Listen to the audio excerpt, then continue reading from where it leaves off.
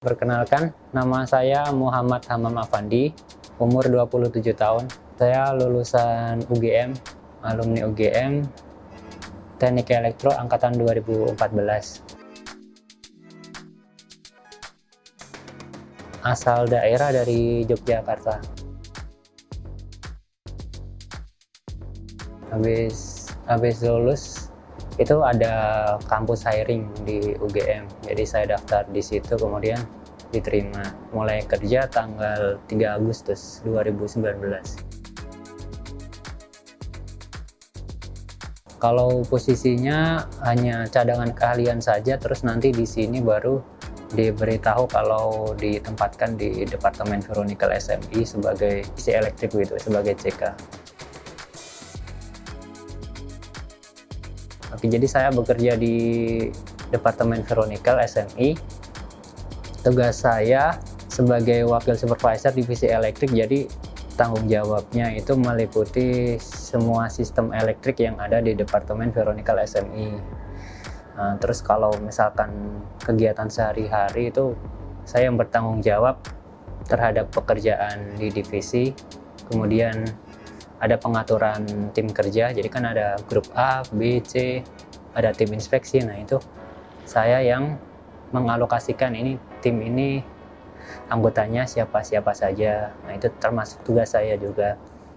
Kemudian termasuk di situ penjadwalan cuti karyawan, itu juga menjadi tugas saya. Kemudian karena sudah di level supervisor Indonesia, jadi ada juga hubungan antara supervisor dari divisi lain. Itu tadi yang sudah saya jelaskan. Yang pertama itu pengaturan pekerjaan. Nah, jadi pekerjaan di divisi elektrik kan berhubungan dengan maintenance. Jadi misalkan ada masalah, troubleshooting, begitu baru kami bekerja. Nah, pekerjaan juga setiap hari berbeda-beda. Ada juga maintenance rutin juga. Nah, kalau maintenance rutin baru saya ikut turun ke lapangan langsung juga. Nah. Kalau adaptasinya sih di sini teman-teman dari Sulawesi juga menerima dengan baik, jadi ramah juga. Hanya yang perlu adaptasi lebih itu dengan karyawan Cinanya, terutama masalah bahasa sih. Jadi tetap harus belajar bahasa Mandarin paling tidak sedikit-sedikit untuk memudahkan komunikasi dengan pimpinan begitu.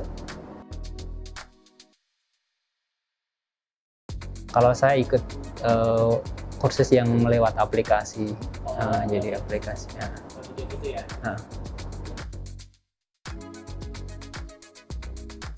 Oke, kalau di SMI sendiri ini sudah banyak wakil supervisor Indonesia. Nah, jadi sudah ada banyak teman-teman Indonesia yang sudah di level supervisor, dan sekarang manajemen itu semakin mempercayakan pekerjaan ke karyawan Indonesia. Nah, terus juga ada meeting mingguan di departemen, itu kami level supervisor Indonesia itu tetap diikutkan juga di situ, jadi tahu bagaimana pressure-nya dari manajemen. Terus juga mulai diberi kesempatan, seperti kalau misalkan ada inspeksi gabungan begitu.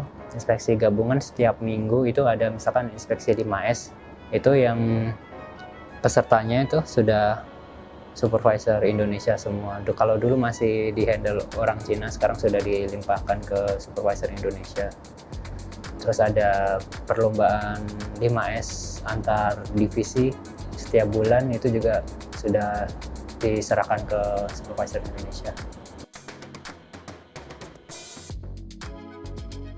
Oke, kalau motivasi tentu saja saya ingin dilihat atasan ya, dalam hal ini supervisor Cina atau manajer, agar apa yang ditargetkan oleh mereka itu bisa saya laksanakan. Nah, tentu ini kan sudah mulai diberi kesempatan juga oleh manajer orang Indonesia untuk mulai mengambil alih pekerjaan. Jadi motivasi saya juga memberi yang terbaik agar karyawan Indonesia ini, baik teman-teman foreman ataupun anggota saya, itu sudah mulai bisa memperbanyak pekerjaan-pekerjaan yang dulunya hanya bisa dikerjakan karyawan Cina, sekarang sudah mulai bisa dikerjakan karyawan Indonesia. Jadi harapannya nanti karyawan Indonesia sudah bisa mandiri begitu.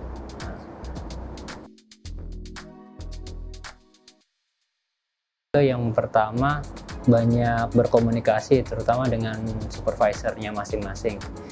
Jadi komunikasi itu penting walaupun kita berbeda bangsa, beda bahasa juga, tapi kan ada berbagai cara untuk tetap menjalin komunikasi dengan baik dengan atasan. Nah, ada juga sekarang WeChat kan di situ bisa translate langsung juga. Jadi saran saya, setiap ada pekerjaan dari atasan itu kita laporkan, kemudian update, dan kemudian kalau ada masalah konsultasi. Jadi ada yang namanya metode komunikasi kan Horenso dari Jepang itu. Jadi yang pertama Hokoku itu laporkan, report. Horenso Renraku kalau tidak salah. Nah, itu dia update. Jadi pekerjaan yang dikasih itu setelah di report, update juga progresnya bagaimana. Kemudian yang terakhir, saya lupa bahasa Jepangnya, Souko kalau tidak salah, Souko, tapi itu artinya consult. Jadi kalau ada masalah harus konsultasi dengan beliau. Nah, asalkan ada komunikasi ini berjalan dengan lancar, itu pasti sudah dinilai baik dengan SPV. Karena yang jadi masalah kebanyakan di sini teman-teman CK itu kurang komunikasi. Jadi dari supervisor menganggapnya orang ini pekerjaannya mungkin kurang baik, padahal dia sudah bekerja, cuma dia hanya kurang laporan saja, laporan ke atasan begitu. Oke, harapannya di IMIP ini kedepannya tentu saja sudah bisa dialih teknologikan ke Indonesia 100%. Jadi terutama di PT SMI, karena PT SMI yang pertama berdiri, jadi memang kedepannya pasti akan terus dikurangi karyawan Tiongkok. Begitupun juga yang disampaikan oleh manajer setiap meeting itu begitu pula. Jadi setiap tahun itu pasti akan dikurangi karyawan Tiongkok. Jadi karyawan Indonesia harus semakin giat belajar, jangan hanya datang bekerja kemudian pulang. Jadi tetap harus berusaha memperoleh ilmu dari mereka, ya.